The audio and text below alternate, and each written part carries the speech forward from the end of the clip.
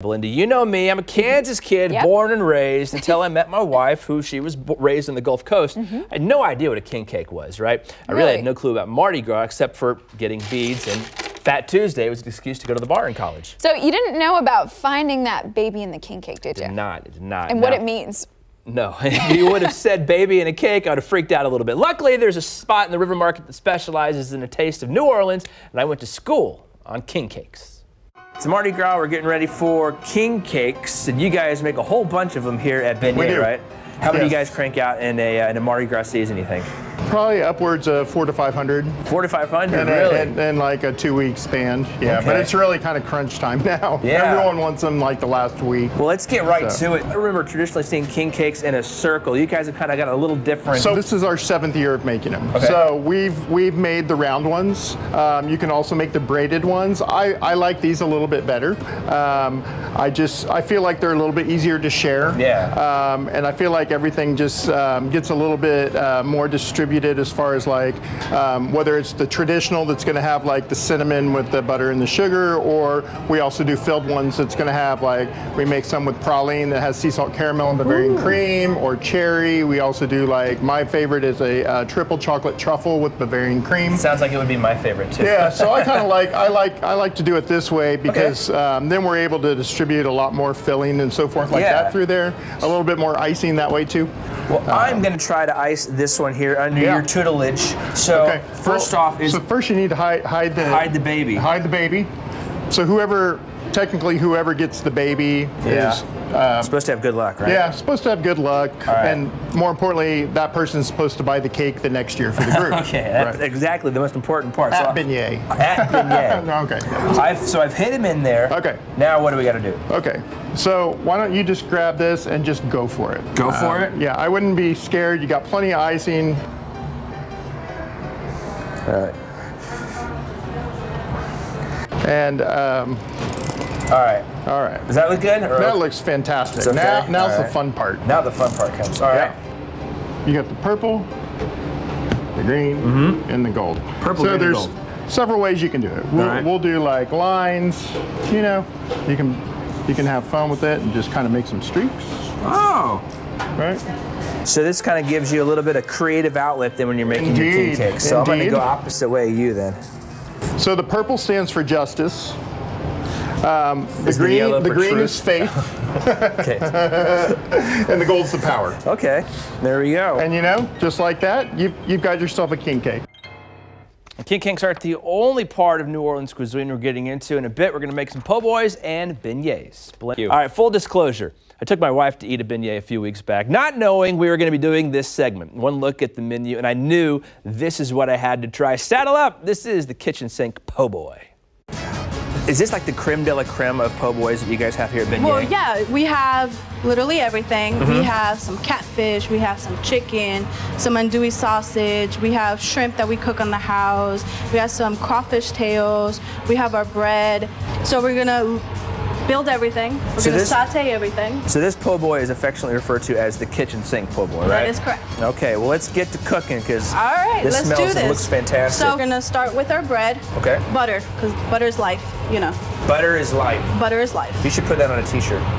Oh, I plan to, don't worry. So then you just put it over here with a little press so it gets nice and warm there. So then off we're gonna do our breaded catfish, some chicken, and fry it off a little bit, not too much. And then we have our andouille sausage. Then we have some shrimp over here, some crawfish, and life, some more life, lots of life. And then our seasoning scampi that we make in the house also. Not telling you the secret. No secret. That's a proprietary secret. That's correct. Only you can get it at Beignet. And then you just toss it around a bit. Okay. Make sure you get all the seasonings everywhere. That shrimp will cook pretty fast, won't it? Oh yeah, it will. That's why we got to toss it around for a little bit. Then we're going to check our bread. See that? And you want that nice golden brown there? You do. So if it's not that golden yet, we're going to turn it around just a bit. Okay.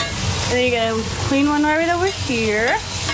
Pour everything in there, even the butter, so you can get all that seasonings, all those juices. Okay. Pour that in there. Put this on the side. Then you have your crispy catfish. Crispy, not burnt. And Beautiful bread. Oh yeah, Beautiful look at that. bread.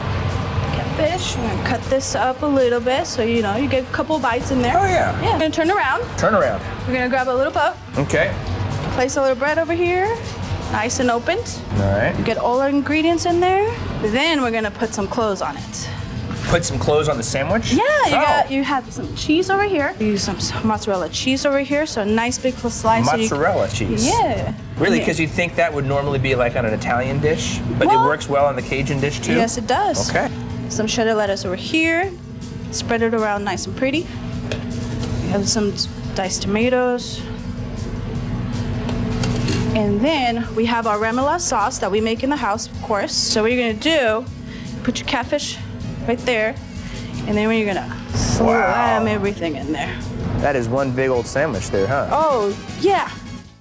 I was eating high in the hog there the day I brought that back to the station. Well, I'm making t-shirts that are say butter is life on them now, so I dig it. If you're getting adventurous with the seafood, isn't your speed, we're gonna slow it down for a sweet treat that goes great with your coffee coming up next. All right, Big Easy, a staple, beignet. We found just the place here in town to make them, beignets in the River Market. You got your powdered sugar ready? Tiffany, the name of the restaurant is Beignet. We should make beignets, right? Yes. All right, so that's what we're doing today. We got cold dough you made a few days ago.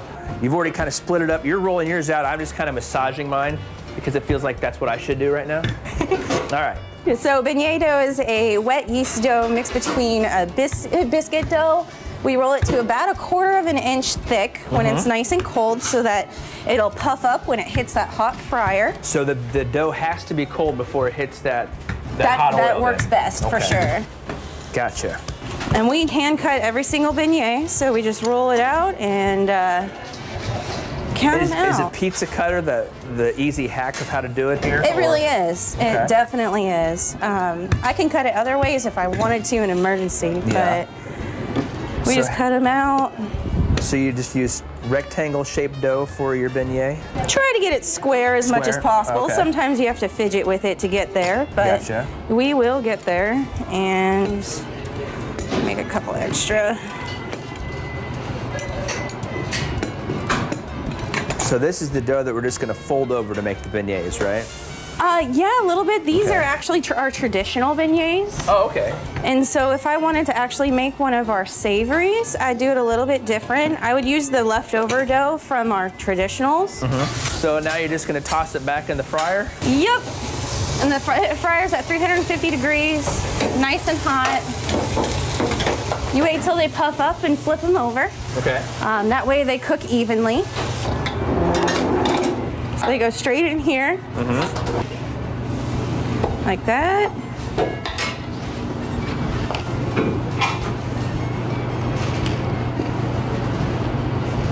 You want to get a little bit of powdered sugar there at the bottom of the dish too. All right. So the proper way to eat a beignet, you kind of tuck it over your finger and pick up sugar, kind of like that.